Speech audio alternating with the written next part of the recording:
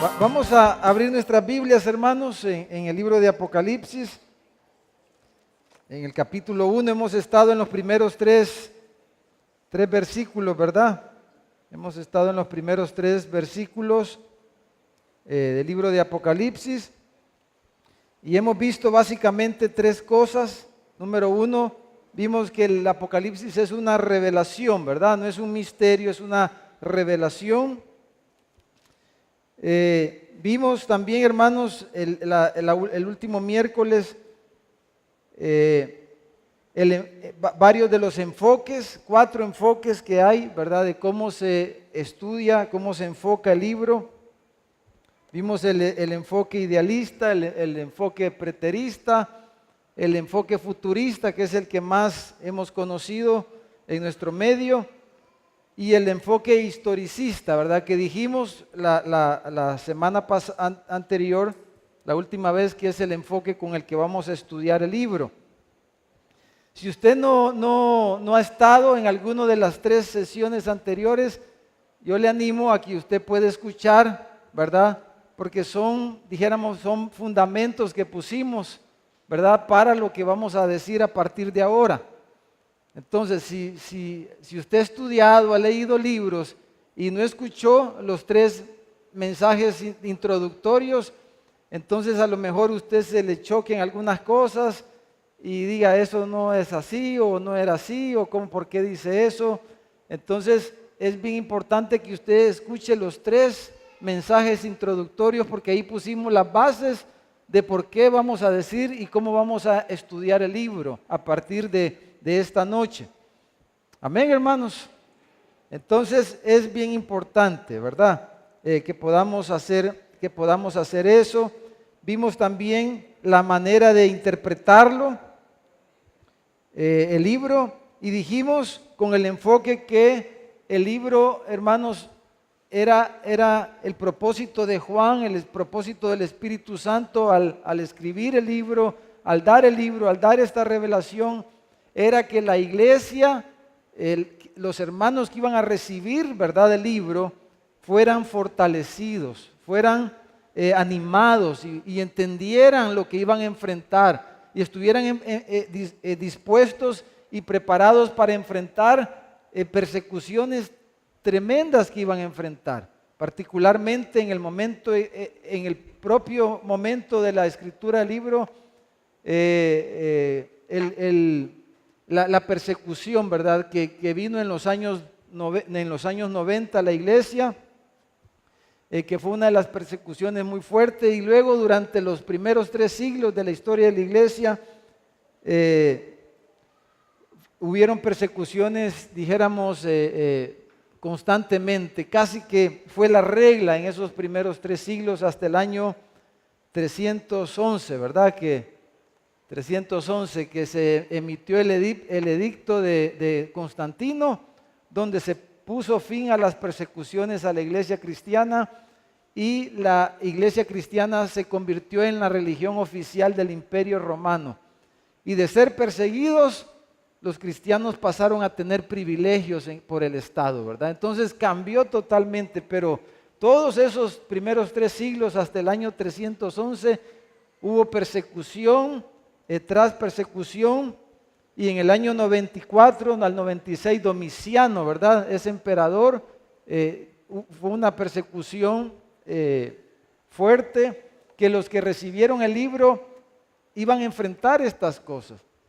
Entonces, el libro, hermanos, pretendía fortalecerlos, y por eso en el versículo 3 decíamos que Juan, al escribirlo, y dice, bienaventurado el que lee, los que oyen, o sea, las palabras de esta profecía y guardan en ella las cosas en ella escritas, porque el tiempo está cerca.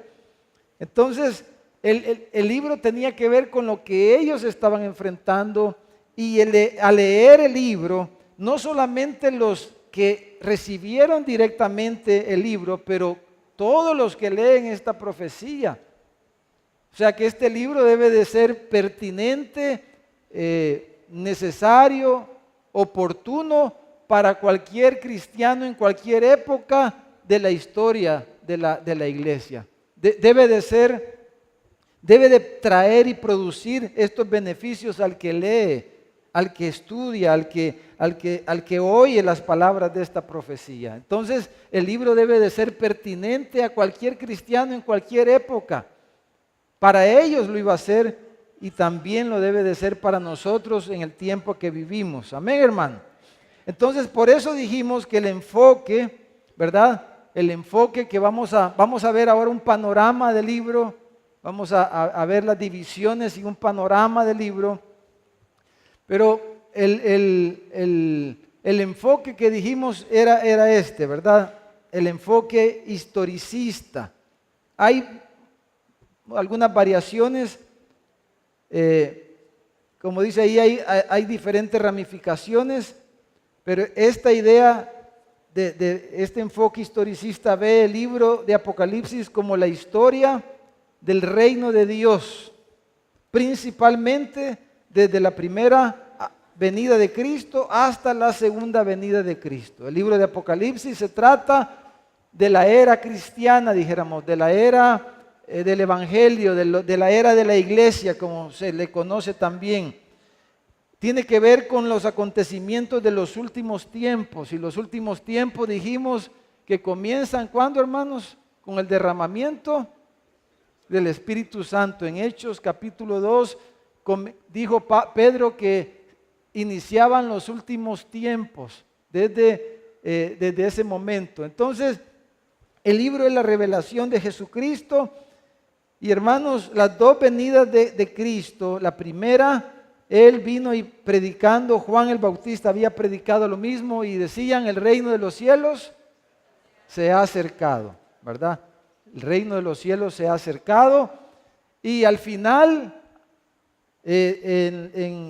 para su segunda venida, y el libro de Apocalipsis, esta frase se repite constantemente, ha llegado.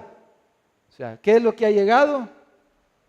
El tiempo, ha llegado el reino de Dios, ha llegado el cumplimiento, ha llegado la consumación del reino de Dios, ha llegado el establecimiento del reino de Dios.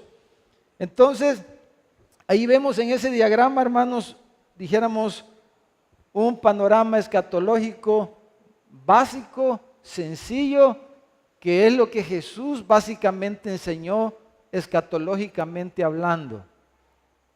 Vea el grafiquito, el panorama escatológico, comenzando con la primera venida de Jesús, la era de la iglesia, el tiempo que estamos viviendo, ya llevamos ¿cuántos años? 2000 años, y esta era termina ¿con qué, hermanos? ¿Con qué termina la era de la iglesia? Con la segunda venida de Cristo, ¿verdad? Y cuando Él venga por segunda vez va a ocurrir ¿qué? La resurrección de los muertos. Cuando Él venga, dice, a la final, trompeta, los muertos en Cristo resucitarán primero y los que hayamos quedado seremos transformados y así estaremos para siempre con Él. Eso es lo que enseña claramente la Escritura y en eso no hay, dijéramos, divergencia, no hay confusión. Viene el Señor para morir como cordero por nosotros, pero en la resurrección, en la segunda venida, Él regresa como Rey de Reyes, como Señor de Señores, y viene a establecer su reino en la tierra. ¿Y con qué se abre el reino, hermanos? El reino eterno, ¿con qué se abre? Con el juicio, ¿verdad? Final. El juicio final le pone fin a la era de la iglesia y el juicio final le abre las puertas a la era eterna, dijéramos, a los cielos nuevos y a la tierra nueva. En Apocalipsis 21 vemos el gran trono blanco, vemos el juicio de todos los muertos que se presentan, aún los que murieron en el mar, los que murieron en cualquier circunstancia. Dice, todos los muertos vienen, los grandes, los chiquitos, vienen y se presentan delante de Dios para ser juzgados por sus obras. Y los que no fueron hallados en el libro de la vida fueron lanzados al lago de fuego. Y ese lago de fuego dura para toda la eternidad. Y los que fueron hallados inscritos, ellos entran al reino de Dios, ¿verdad? Jesús lo enseñó sencillamente con esa parábola cuando dijo que cuando Él viniera, Él iba a venir como el pastor y que iba a apartar a su derecha los corderitos y a su izquierda los cabritos. Y a los cabritos les iba a decir: apartaos de mí, hacedores de maldad. Y a las ovejitas: bien, siervo fiel, en lo poco fuiste fiel, en lo mucho entra en el gozo de tu Señor. Entonces tenemos ahí ese panorama sencillo, dijéramos, del programa escatológico, ¿verdad? Del programa de las cosas del futuro. Tenemos ahí ese esquema. Ahora, el enfoque historicista, hermanos, es la idea, dijimos, historicista espiritual. El enfoque historicista espiritual es el que estamos usando. Dice que ese enfoque nos dice que el libro de Apocalipsis nos da los principios que gobiernan la vida y la historia de la iglesia cristiana entre ambos advenimientos. Y es el desarrollo de la historia. El libro de Apocalipsis es el desarrollo de la historia del reino de Dios desde su apertura en los evangelios hasta su clímax último con la segunda venida del Señor y el juicio final. O sea, este enfoque dice que no, el libro de Apocalipsis no es una descripción de cosas específicas, como muchos, ¿verdad? Han escrito libros enteros, páginas y páginas donde dice, y se le pone fecha y se le pone nombre a cada bestia, a cada personaje que aparece, se le pone nombre, apellido. Entonces, para los que iban a escuchar en el primer siglo, iban a leer el libro de Apocalipsis y lo iban a escuchar, ¿verdad? Porque no todos tenían una copia, pero otros no lo iban a leer, sino que lo iban a escuchar cuando lo leyeran en la iglesia. Entonces, ¿qué le iba a servir a ellos saber de que en el año 2015 o en el año 2050 el anticristo iba a ser Napoleón, dijéramos? ¿De qué les iba a servir a ellos saber eso en ese momento? ¿Creen ustedes que los iba a hacer bienaventurados saber? No iba a tener nada que ver con ellos eso, no les iba a traer, ni iban a entender tan siquiera. Entonces, el libro nos da principios, no cosas específicas de lo que ha sucedido o lo que va a suceder, ¿verdad? Entonces, nos dice que el propósito es mostrarnos esos principios y la clase de vida. El Apocalipsis, el desafío que quiere dejarnos es la clase de vida que los cristianos deben de vivir y la manera en que debe consagrarse la iglesia cristiana aquí en la tierra, cómo debemos de vivir aquí en la tierra los cristianos a la luz de la segunda venida del Señor y de las cosas que tenemos que enfrentar, ¿verdad? Cómo la iglesia va a estar siempre sujeta a opresión y persecución. Entonces, este enfoque no vincula acontecimientos con gobiernos o épocas exactas, sino que nos da los principios bajo los cuales la historia de la iglesia se desarrolla en todo tiempo, en toda época, los principios que gobiernan y la manera en que Dios está tratando con nosotros, con la iglesia en todas las épocas, en toda época. Entonces, Apocalipsis bajo este enfoque, hermano, no se trata de un rompecabezas acerca de los tiempos y épocas que nos indican acontecimientos políticos, acontecimientos futuros, ¿verdad? Dijimos todo eso, sino que es un libro espiritual que habla a nuestro corazón y a nuestra experiencia y nos ayuda a vivir día a día como Dios quiere que vivamos. El libro contiene advertencias e instrucciones, así como consuelo a los que lo leen y fortaleza. Y ahí que se convierte en un libro práctico y vital para el día a día de la iglesia cristiana en esta tierra.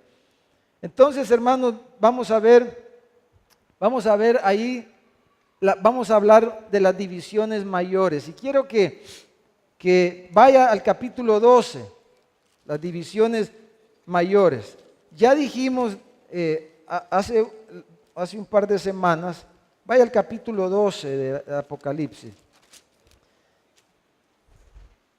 Dijimos que, ¿se acuerdan? Hablamos del paralelismo en el libro, como esta figura literaria del idioma hebreo, el paralelismo, y dijimos que el libro se divide en 7 secciones, ya las vamos a mencionar, pero los que se recuerdan, dijimos que el libro lo vamos a dividir en 7 secciones, el 7 es clave, ¿verdad? ¿De qué nos habla el 7 en el libro, en las escrituras? De algo completo, pleno, ¿verdad? Completo. En 7 días Dios hizo todas las cosas, completó, es completo, pleno, íntegro, no le falta nada. Entonces, el 7 es clave en el libro. Entonces, 7 secciones paralelas, ¿verdad? Cada sección trata de lo mismo. ¿De qué trata cada sección?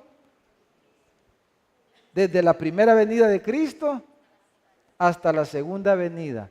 ¿Y qué tiene que ver? ¿De qué se trata la primera venida de Cristo y la segunda venida y todo lo que pasa en medio? El Evangelio, ¿verdad?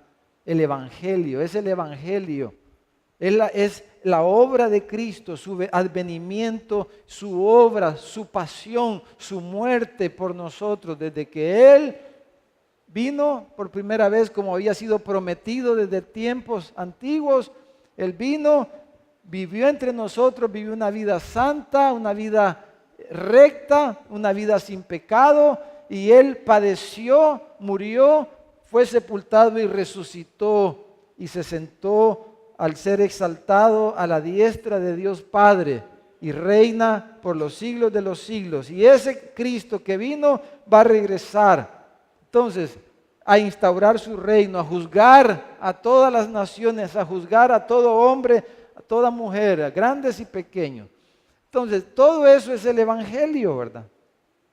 Es el Evangelio. Entonces, el libro de Apocalipsis, esas secciones, esas 7 secciones, cada sección se trata del Evangelio, desde la primera venida de Cristo y su regreso. Cada sección trata de lo mismo, pero enfocando y enfatizando cosas diferentes, ¿verdad? Diciéndolo de otra manera, así como los 4 evangelios. Cada evangelio cuenta básicamente la misma historia, pero cada evangelio lo enfoca desde un punto de vista diferente. Así cada sección del libro cuenta la misma historia, pero enfatizando diferentes cosas. ¿Estamos, hermano? Ese es dijéramos, el panorama. Entonces, pero de igual manera podemos dividir el libro en 2 partes, del capítulo 1 al capítulo 11, como está ahí. Capítulo 1 al capítulo 11 y la segunda parte, capítulo 12 al 22. Algunos le llaman a esto las divisiones mayores del libro. Podemos partir, y si usted quiere, yo esta Biblia la he marcado, esta es mi Biblia viejita, si usted la viera, está marcado aquí, sección 1, sección 2, a partir del capítulo 12, Entonces, del 1 al 11 una parte, y del 12 al 22 otra parte. Entonces voy a hablar un poquito de estas divisiones mayores. Entonces, del capítulo 1 al 11 comprende las primeras 3 secciones de las 7 que dijimos. Ya las vamos a ver ahí. Y la segunda sección, comenzando el capítulo 12, abarca las otras 4 secciones para hacer las 7 secciones completa. Entonces, ¿por qué se propone estas divisiones mayores, hermano? Porque es bastante claro en el capítulo 12, como vamos a leer ahorita, que el capítulo 12 nos da una descripción de lo que es el inicio de la era cristiana. Nos lleva hasta el nacimiento del Salvador. Vea el capítulo 12. La Reina Valera le titula al capítulo 12 La mujer y el dragón, ¿verdad? No sé la NBI cómo le pone, pero la Reina Valera le pone la mujer y el dragón. Entonces, este capítulo 12 nos describe el inicio de la era cristiana, nos lleva hasta el nacimiento del Salvador. Dice que se describe como el hijo varón a quien el diablo intentó matar antes de su nacimiento. ¿Cuándo pasó eso, hermanos? ¿Cuándo el diablo intentó matar a Jesús, al Hijo de Dios? ¿En los días de qué rey? Del rey Herodes, ¿verdad? El rey Herodes trató de matar. Lo que pasó con Moisés fue una prefiguración de eso. Pero en los días del rey Herodes, Herodes quiso matar al Mesías, al hijo que iba a nacer. Entonces el tema del libro, le hemos puesto el Evangelio descubierto, pero se trata entonces el Evangelio de estos conflictos, ¿verdad? El libro nos describe el conflicto espiritual entre las fuerzas, dijéramos, del bien y las fuerzas del mal. Es el conflicto cósmico, como le llaman otros, es el conflicto espiritual, el conflicto de todas las edades, ¿verdad? El conflicto desde Génesis 3, ¿verdad? Este conflicto espiritual, esta lucha de poderes de las tinieblas y los poderes del reino de Dios, de eso se trata, ¿verdad? Y por eso las imágenes que están ahí. Entonces, en la primera parte, hermano, Cristo y la iglesia, ¿verdad? Batallan. Ahí quédese, hermano. Ahí quédese. Gracias. En la primera parte del libro, entonces, Cristo y la iglesia, hermano, está batallando contra los poderes opuestos, enemigos, pero el énfasis en esa primera parte es la lucha, dijéramos, contra el mundo de los hombres. Contra el mundo de los hombres. Por eso puse esa imagen ahí. ¿Verdad? ¿Qué representa esa imagen, hermanos? Los reinos de este mundo, ¿verdad? ¿Se recuerdan? Según Daniel, la cabeza de oro de esa imagen era ¿cuál imperio? Babilonia, luego plata, los meda persas, luego la parte de abajo bronce, ¿quiénes eran? Ayúdenme, griegos. Y luego, hermanos, ¿quiénes los romanos, verdad? Pero ahí nos faltó también el imperio, porque son 4, Babilonia, no los traje anotados. ¿Ah? Asiria, los medo-persas, los griegos y luego los romanos, ¿verdad? Que son los pies mezclados de hierro y bronce. Pero el punto es, esa imagen representa los reinos de este mundo, los imperios de este mundo. La iglesia ha sido a través de la historia perseguida por los reinos de este mundo, ¿verdad? Los gobernantes, particularmente los emperadores romanos, persiguieron a la iglesia. Nabucodonosor encarceló el otro rey mandó a Daniel al foso de los leones, y la iglesia ha sido perseguida por los imperios, por los reinos, y hoy día, hermanos, hay persecuciones en nuestro medio, quizás no, pero hay lugares donde todos los días mueren cristianos, ¿verdad? A manos de los gobiernos de este mundo. A través de la historia, los gobiernos de este mundo siempre han habido gobiernos que han perseguido, han matado, han encarcelado a los cristianos en nombre de la ley. Entonces, la primera parte, esas 3 secciones, se enfoca más en el conflicto cósmico entre el reino de Dios, la iglesia, y los poderes, dijéramos, en este mundo, los reinos de este mundo, los gobiernos de este mundo, las cosas que la manera en que los gobiernos persiguen y luchan contra la iglesia. Entonces, en la si gusta pasamos al otro y ponemos la primera parte. Entonces, en la primera, del capítulo 1 al 3, hermanos, nos habla de Cristo en medio de los candeleros, ¿verdad? La iglesia, Cristo en medio de la iglesia. Ese es el énfasis de esos primeros 3 capítulos.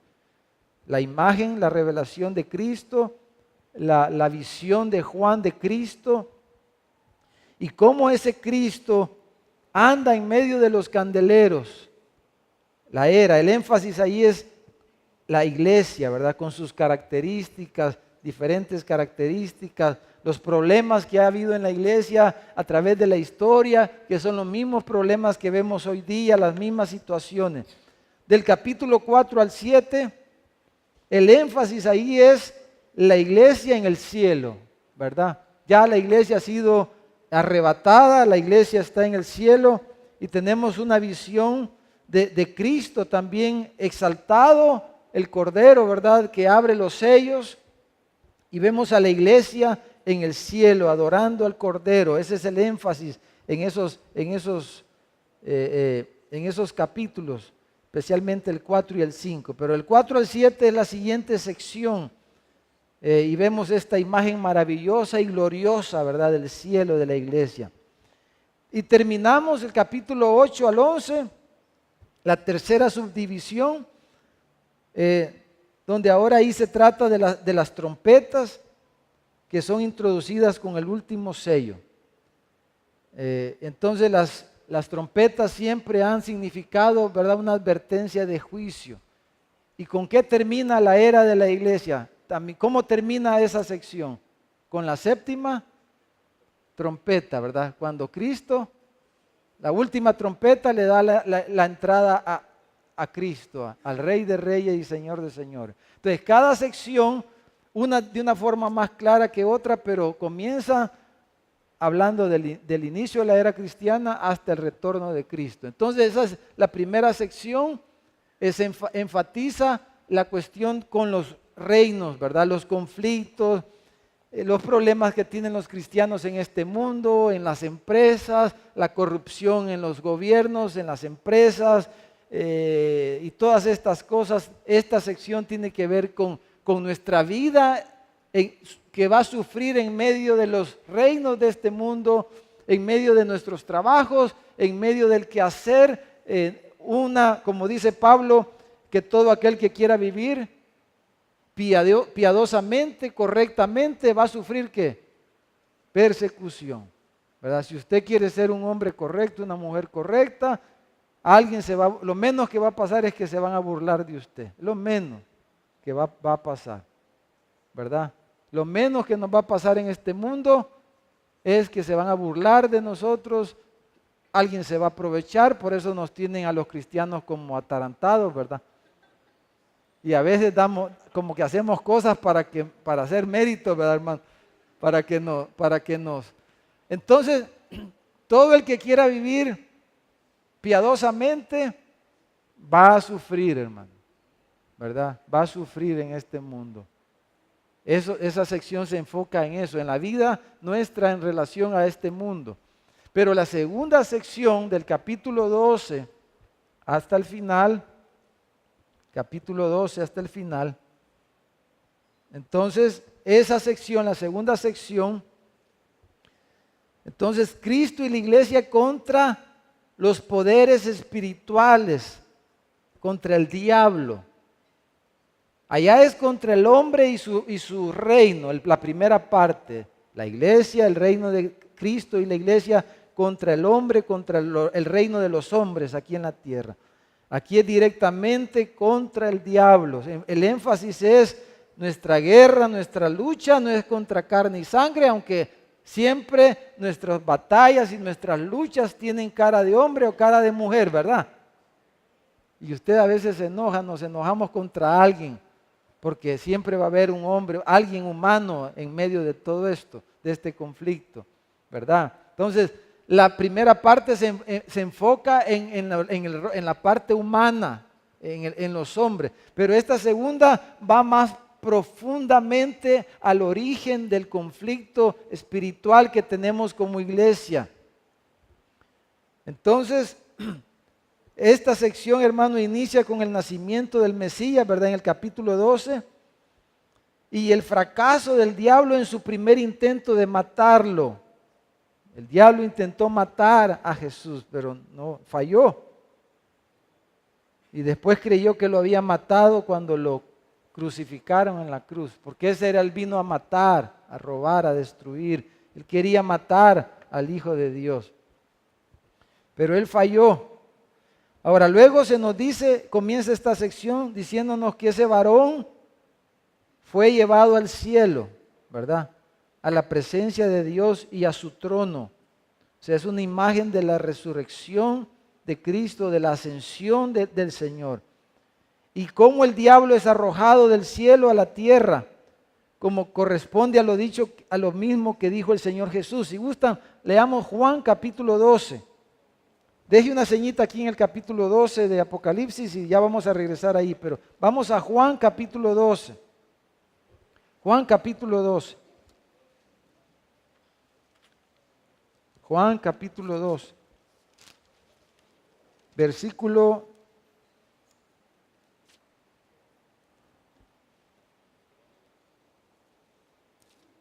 1. Acuérdense que dijimos que la Biblia se interpreta con la Biblia. Juan 12, versículo, vamos a leer, versículo 30. Dice, respondió Jesús y dijo, no ha venido esta voz por causa mía, sino por causa de vosotros. Juan 12, 30, versículo 31. Y dice, ahora es el juicio de este mundo. Ahora dice, el príncipe de este mundo será echado fuera. Y yo dice, si fuere levantado de la tierra a todos, atraeré a mí mismo. ¿A qué se estaba refiriendo Jesús cuando dice si fuere levantado de la tierra? A la cruz, ¿verdad? Versículo 33 dice, y decía esto dando a entender de qué muerte iba a morir. Entonces, ¿en qué momento el diablo iba a ser echado fuera? ¿En qué momento, hermano, según las palabras de Jesús? Ahora, dice, es el juicio del diablo, de Satanás. Entonces, ¿cuándo iba a ser? ¿Por qué era el juicio? Porque iba a ser echado fuera. ¿Fuera de dónde? Del cielo, ¿verdad? Iba a ser echado fuera, iba a ser arrojado a la tierra. Entonces, ¿en qué momento se iba a ejecutar el juicio? Dice, cuando fuere él levantado, o sea, en la cruz, cuando Cristo es levantado en la cruz para atraer a todos a él, pensando el diablo que lo había derrotado, lo había matado al autor de la vida, ¿verdad? Entonces, cuando él fuera levantado, entonces le iba a salir, como dice, ¿cómo es que dice el dicho? Le iba a salir chiflada la cosa, ¿verdad? Él creía que lo estaba acabando, pero ahí es donde él lo iba a derrotar. Y eso dice la Escritura, muchos pasajes pudiéramos leer. Él en la cruz lo exhibió, dice la carta a los Colosenses, ¿verdad? Que él lo exhibió públicamente, triunfando sobre el diablo en la cruz. Entonces, eso estaba hablando aquí Cristo, que cuando él fuera levantado en la cruz y él muriera allí, entonces el juicio de este mundo se iba a ejecutar, el tiempo final iba a iniciar, el diablo iba a ser vencido, iba a ser arrojado del cielo. Acuérdense en Job, ¿verdad? El diablo llegó delante de Dios y habló con Dios. Ahora ya el diablo no puede hacer eso, ya no puede llegar hasta la presencia de Dios. En el Antiguo Testamento sí podía hacer eso, pero hoy ya no. Entonces fue arrojado. Y cuando los discípulos fueron de dos en dos, ¿verdad? Y dice que regresaron felices, porque dice que ellos expulsaban demonios y sanaban a los enfermos. Y dice que miró, dice, yo vi cómo Satanás caía del cielo. Se estaba ejecutando, pero se consumó ese juicio en la cruz. Ahí fue el momento preciso, exacto, ¿verdad? Cuando iba a ser echado fuera. Entonces volvamos al capítulo 12, por favor, y vamos a leerlo con lo que hemos dicho. Entonces, esta sección nos hace repasar la misma historia de la primera sección, pero nos muestra esta misma lucha a un nivel más profundo, ya que no solo vemos personas humanas, ¿verdad? Sino que allá en la parte segunda del libro aparecen las grandes bestias y aparece el anticristo más claramente y aparecen todas estas cosas, ¿verdad? Aparecen no solo personas humanas, sino principados, potestades y los gobernadores de las tinieblas de este siglo, huestes espirituales de maldad, aparecen más claramente en la segunda parte del libro de Apocalipsis del capítulo 12 en adelante. Pero leamos una porción aquí del capítulo 12. Dice, apareció en el cielo una gran señal, una mujer vestida del sol, con la luna debajo de sus pies y sobre su cabeza una corona de 12 estrellas. Y estando encinta, clamaba con dolores de parto en la angustia del alumbramiento. También apareció otra señal en el cielo. He aquí un gran dragón escarlata que tenía 7 cabezas y 10 cuernos, y en sus cabezas 7 diademas, y su cola arrastraba la tercera parte de las estrellas del cielo y las arrojó sobre la tierra. Dice, y el dragón se paró frente a la mujer que estaba para dar a luz a fin de devorar a su hijo tan pronto como naciese. Entonces, claramente ese dragón es Satanás, ¿verdad? Es el diablo. Y quería matar a Cristo cuando al nomás que naciera. Por eso a través de Herodes mandó a matar a todos los niños, ¿verdad? Cuando llegaron los sabios del oriente. Y ella dice, dio a luz un hijo varón que regirá con vara de hierro a todas las naciones. Está así el Salmo 2, ¿verdad? Y su hijo fue arrebatado para Dios y para su trono. Entonces, Cristo fue arrebatado. Él es las primicias, el primogénito. Entonces, y fue arrebatado para su trono. Y la mujer, dice, huyó al desierto, donde tiene lugar preparado por Dios para que ahí la sustente por 1260 días. Dice, después hubo una gran batalla en el cielo, ¿verdad? Que eso se describe en el capítulo 4, lo vamos a ver ahí, un poco de ese conflicto que hay, ¿verdad? Este conflicto se da en la ascensión de Cristo, hubo una gran batalla en el cielo, dice. Y sus ángeles, Miguel y sus ángeles luchaban contra el dragón y luchaba el dragón y sus ángeles, pero no prevalecieron, dice, ni se halló ya lugar para ellos en el cielo, y fue lanzado fuera el gran dragón, lo que Jesús leímos en Juan 12:31 que había dicho Jesús, que cuando él muriera en la cruz, entonces iba a ejecutar el juicio y el dragón iba a ser echado fuera, Satanás. Fue lanzado fuera el gran dragón, la serpiente antigua que se llama Diablo y Satanás, el cual desengaña al mundo entero. Fue arrojado a la tierra y sus ángeles fueron arrojados con él. Entonces oí una gran voz en el cielo que decía, ahora, dice, ha venido la salvación, el poder y el reino de nuestro Dios y la autoridad de su Cristo. Porque ha sido lanzado fuera el acusador de nuestros hermanos, el cual los acusaba delante de nuestro Dios día y noche. Esto nos lo describe el libro de Job. El libro de Job nos describe esto que dice aquí de una forma bien detallada. La vida de Job es un ejemplo de lo que Satanás hacía. Pero ese poder que tenía Satanás de llegar hasta el trono de Dios para acusar como acusó a Job, ese poder ha sido limitado ahora. Él sigue siendo nuestro acusador, pero realmente ya el diablo fue descubierto, ha sido exhibido públicamente en la cruz. Ya él ya no puede hacer eso.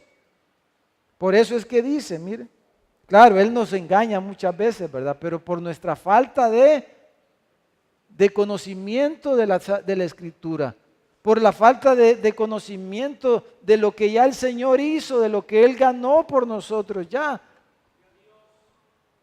Entonces dice que ellos le han vencido, dice. Dice, le acusaba delante de nuestro Dios digno. Y ellos, dice, o sea, los miembros de la iglesia, nosotros los cristianos, dice, le han vencido por medio de la sangre del Cordero y la palabra del testimonio de ellos. Y porque dice que están dispuestos aún a menospreciar sus vidas hasta la muerte. O sea, estos son los argumentos que usted y yo tenemos para que el diablo no nos acuse de una manera que nos haga pensar que no hay esperanza para nosotros, que él tiene razón. No, la sangre del Cordero, la palabra del testimonio, y porque dice menosprecian sus vidas hasta la muerte. Por lo cual dice versículo 12, alegraos cielos y los que moráis en ellos. Ay de los moradores de la tierra y del mar, porque el diablo ha descendido a vosotros con gran ira, sabiendo que tiene poco tiempo, porque son los últimos tiempos. Y cuando vio el dragón que había sido arrojado a la tierra, persiguió a la mujer que había dado a luz al hijo varón, y se le dieron a la mujer las dos alas y sigue ahí. Entonces, ¿qué pasó después de la ascensión de Cristo y de que Él se sienta, ese hijo varón que fue salvado y que fue tomado, arrebatado y para el trono de Dios, y se sienta en el trono de Dios y reina, Él reina ahora y ha sido exhibido Satanás, nuestro enemigo? Ya no tiene los mismos poderes que tenía antes contra nosotros. Nosotros le hemos vencido, los cristianos podemos vencerlo, pero sin embargo, él todavía sigue dando guerra, el Satanás. Entonces, ¿qué él hace? Dice con la iglesia. La persigue. Y eso es lo que ha pasado. Eso era lo que ellos iban a sufrir. Entonces ellos tenían que entender que sí era Domiciano, era el imperio romano, pero más que el emperador romano, más que el pueblo romano, era el mismo Satanás. Satanás estaba y que era lo que iba a ocurrir, que iban a ser perseguidos y que debían de estar dispuestos a entregar sus vidas si querían vencer, si era necesario. Y por eso muchos de ellos entregaron sus vidas en el Coliseo romano y de muchas maneras. Pero Satanás persiguió a la iglesia, como ya dijimos, los primeros 3 siglos, y hasta el día de hoy la iglesia está siendo perseguida en el mundo. Y va a ser perseguida en lo que viene, ¿verdad? Con excepciones quizás, pero esa es la norma. Pero veamos esto último esta noche. Entonces tenemos ahí un panorama, ¿verdad? Ahí están antes de pasar a la última gráfica, el dragón perseguidor, luego habla de las 7 copas, el énfasis de esa sección, luego la otra sección es la caída de Babilonia y la última parte es la consumación, ¿verdad? Los cielos nuevos, tierra nueva, y tenemos ahí las 7 secciones divididas en esos 2 bloques, con esos énfasis en el proceso. Entonces terminemos con esto. Está el gráfico ahí que pusimos al inicio, pero quiero que veamos esto. Estas 2 ideas para que nos va a ayudar a ver el panorama. Si le da, hermano. Entonces, dele el otro de una vez, por favor. Entonces tenemos esas dos secciones, dijéramos, o esos 2 siglos, como le llama Jesús. Jesús habló del siglo presente y habló del siglo venidero, ¿verdad? Eso ya vamos a leer un par de versículos. Y Jesús habló de esta generación y la Escritura habla del nuevo hombre, la nueva creación, ¿verdad? Que va a habitar esos cielos nuevos y esa tierra nueva. Porque después del juicio todo es nuevo. La tierra es nueva, los cielos son nuevos y las personas son nuevas. Ahí solo nacidos de nuevo van a poder entrar. El que no nació de nuevo no puede entrar al reino. Como le dijo Jesús a Nicodemo, si quieres ver el reino de Dios, si quieres entrar en el reino de Dios, te es necesario ¿qué? Nacer de nuevo. Entonces, ahorita nosotros podemos, cuando dice de ver, ¿cuál es la diferencia entre ver y entrar? Ver, ahorita es como que lo vemos, pues lo palpamos de alguna manera el reino de Dios, lo comenzamos a vivir y oramos, vénganos tu reino como terminamos la semana pasada. Pero cuando Cristo regrese vamos a entrar plenamente al reino de Dios, ¿verdad? Vamos a entrar plenamente al reino de Dios.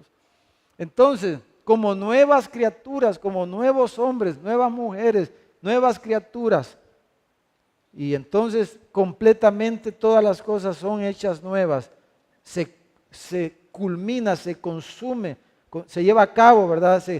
La consumación de todas estas cosas. Ahora, leamos con eso en mente y teniendo ese gráfico ahí, busque en su Biblia Mateo capítulo 12, Mateo capítulo 12. Quiero que leamos aquí en los evangelios un par de veces, pero hay muchas más cuando Jesús habla de estas dos épocas. Vamos rapidito, Mateo 12, 32.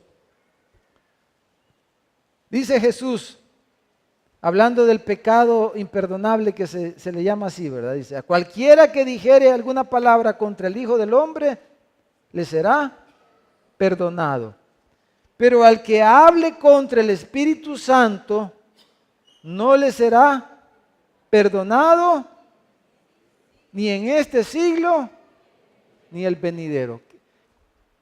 ¿Cuál es el parteaguas? ¿Cuál es la frontera entre el siglo presente y el siglo venidero? Es el regreso de Cristo. ¿Con qué comienza el siglo venidero? Con la venida de Cristo. Y el siglo presente es desde ahí hasta ¿cuándo, hermano? Hasta la creación, ¿verdad? Desde la creación hasta la segunda venida de Cristo, ese es el siglo presente. Es la vida, es la época que estamos viviendo, es la época nuestra, es la época nuestra, es el siglo presente, es la vida ahora, la vida, como dice aquel libro, la mejor vida ahora, en el siglo presente, ¿verdad? Pero nosotros no nos estamos enfocando en el siglo presente, ¿verdad, hermano? Sino en cuál siglo, hermano? En el venidero, porque el siglo presente va a terminar. Va a terminar. La venida de Cristo va a ponerle fin a las cosas como las conocemos ahora, a toda la creación. Dice que los cielos se van a enrollar como un pergamino. Los cielos huyeron delante del trono de Dios, delante del gran trono blanco. Los cielos y la tierra huyó, y las cosas que eran huyeron y ya no fueron más. Y aquí una nueva tierra, un nuevo cielo. ¿Por qué? Porque desaparece el siglo actual, el siglo presente. Entonces ellos necesitaban entender bien esto. Porque si imagínense, uno está tan aferrado a la vida esta que estamos viviendo. Uno no quiere morirse. Y hace locuras a veces la gente hace locuras para no morirse o para que no le muera su ser querido. Locura porque al final ahorita como no estamos en una vela podemos hablar así, hermano. Pero cuando vaya a enterrarme no vaya a predicar así, ni yo voy a predicar así cuando lo vaya a enterrar a usted.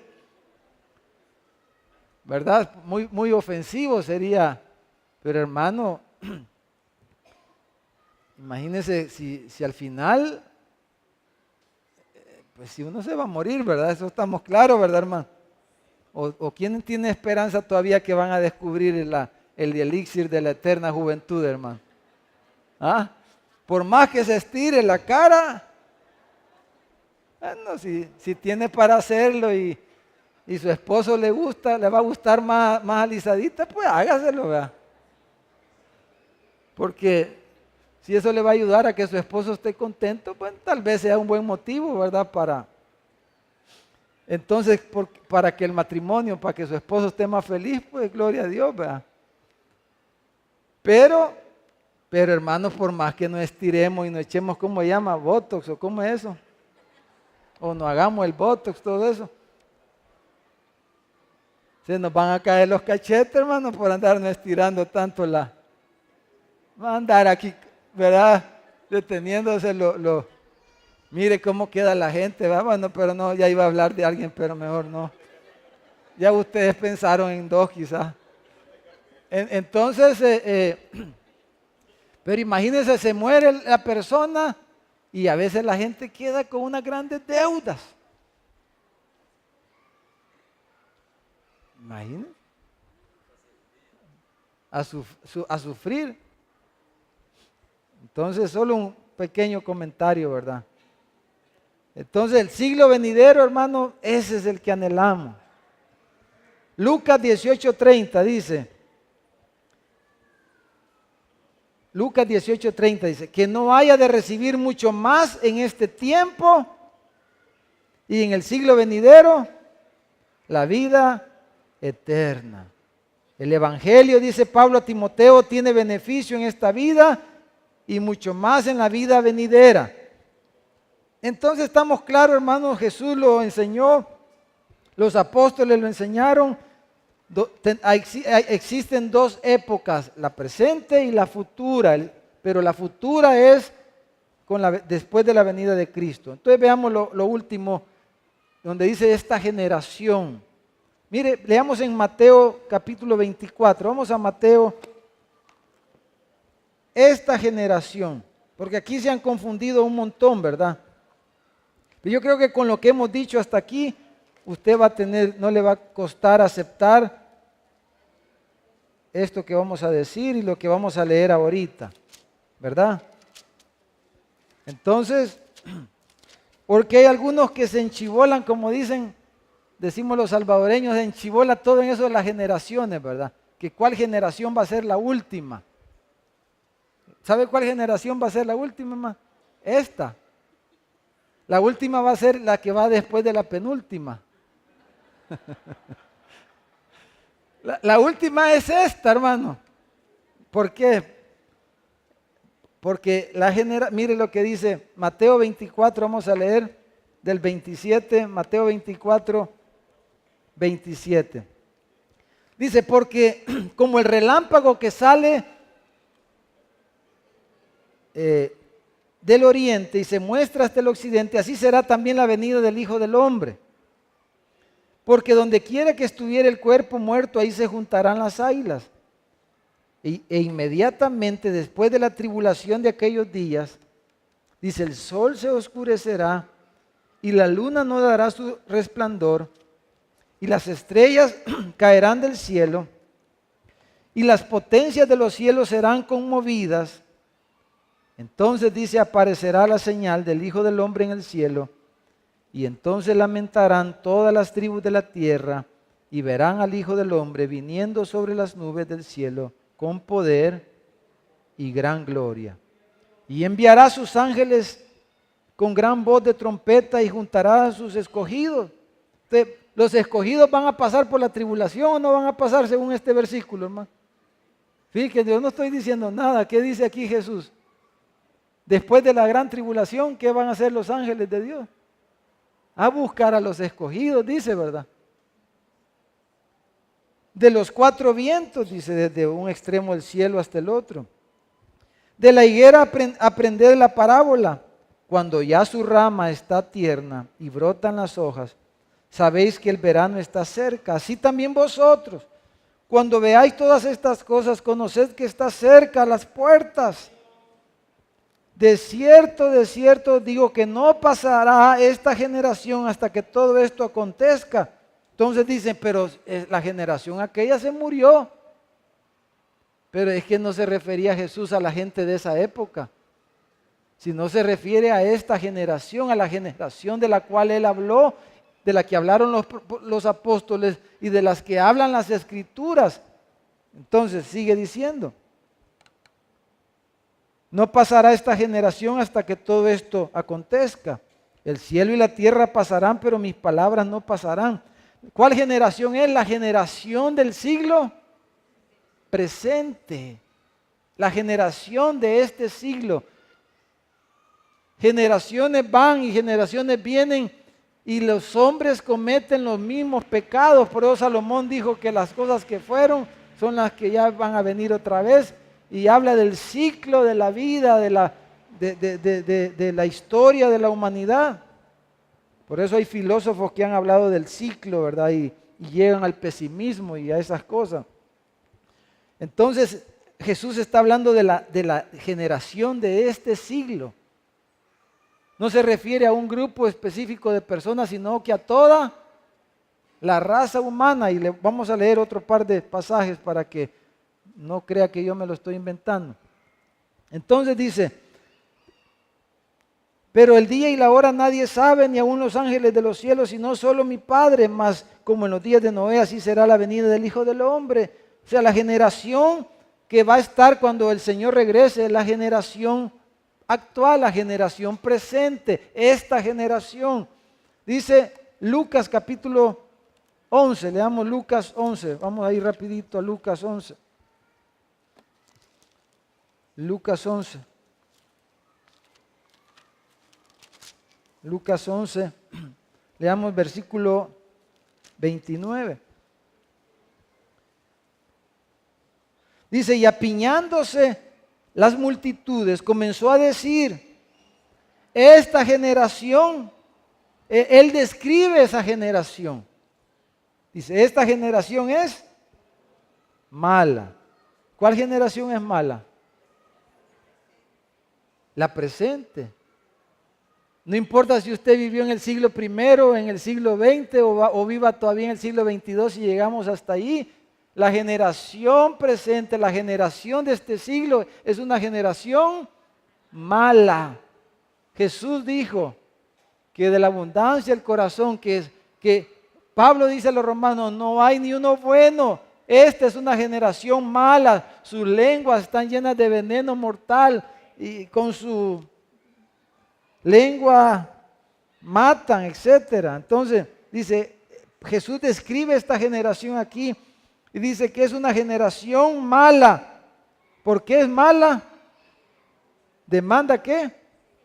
O sea, es una generación incrédula, por eso es mala, porque no cree a la palabra del Señor y entonces andan pidiendo señales. Por eso se llenan esos eventos y por eso la gente anda ahí, porque es una generación mala, incrédula, que quiere señales, que demanda señales.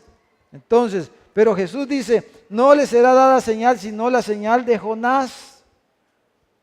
Así que como Jonás fue señal a los ninivitas, también lo será el Hijo del Hombre a esta generación. El Evangelio, la muerte de Cristo, su sepultura, su resurrección, la señal del Hijo del Hombre. Esa es la señal, es el Evangelio, la señal para esta generación mala. Dice, la reina del sur se levantará en el juicio con los hombres de esta generación y los condenará, porque ella vino de los fines de la tierra para oír la sabiduría de Salomón, y aquí más que Salomón en este lugar. Los hombres de Nínive se levantarán en el juicio contra esta generación y la condenarán porque a la predicación de Jonás se arrepintieron, pero aquí más que Jonás en este lugar. Entonces, ¿cuál es el problema de esta generación, de esta época? Su incredulidad. ¿Por qué? Porque el príncipe de este siglo, 2 Corintios capítulo 4, versículo 4, el príncipe de esta edad, de este siglo presente, ha cegado el entendimiento de los incrédulos para que no les resplandezca la luz del Evangelio, de la gloria del Evangelio de Cristo. Entonces la gente está ciega, está cegada, entonces son incrédulos y andan pidiendo señales y andan detrás de señales. Eso ha sido a través de todas las épocas, porque es la generación, así es la generación. Pedro en Hechos capítulo 2, versículo 40, cuando predica, dice en el versículo 40, y con otras muchas palabras testificaba y les exhortaba diciendo, sed salvos de esta perversa generación, dice Pedro. Y Pablo escribe la carta a los filipenses años después y les dice a los filipenses, hermanos, les dice, para que ustedes sean irreprensibles y sencillos, hijos de Dios sin mancha en medio de una generación maligna y perversa. Entonces, como es la gente hoy, como éramos nosotros antes de venir a Cristo, teníamos malos corazones, éramos malos, somos malos, dijo aquel, somos malos. Entonces, para que ustedes vivan de una manera diferente, irreprensibles y sencillos, dice, en medio de una generación maligna y perversa, en medio de la cual ustedes resplandecen como luminares en el mundo. Entonces, esta generación, hermanos, de la cual el Señor nos ha salvado. Por eso dice Pablo, como hijos de Dios, dice ustedes que han sido sacados de esa generación por el Evangelio, porque ahora son hijos de Dios, porque Él los ha salvado, Él los ha hecho nacer de nuevo por la palabra de su poder, por el Espíritu Santo, y ahora ustedes son nuevas criaturas, y ahora son hijos de Dios. Entonces por eso pueden ser diferentes a esta generación. Pero si tú vives como esta generación, revísate. Revísate, si tú vives como viven la gente de este mundo, si tú piensas como la gente de este mundo, si tus prioridades son como la gente de este mundo, entonces está diciendo revísate, pero tú como hijo de Dios resplandece, vive de una manera diferente que a la generación que va a ser dejada, la generación que va a llorar y va a hacer lamentación cuando aparezca la señal del Hijo del Hombre, del Hijo de Dios en el cielo. Entonces, hermanos, de esa generación hemos sido salvos. Y si esta noche usted está aquí y usted dice, yo no me considero fuera de esa generación, esta noche vamos a orar. Usted puede venir a Jesús, darle su vida a Jesús, decirle, Señor, sálvame. Hazme un hombre nuevo, hazme una mujer nueva, hazme una persona nueva, hazme una criatura nueva. Yo quiero ser parte de esa gente diferente, de tu pueblo, de tus hijos, de tu iglesia. Vamos a orar, Padre, en el nombre de Jesús. Señor, te damos gracias, Señor amado.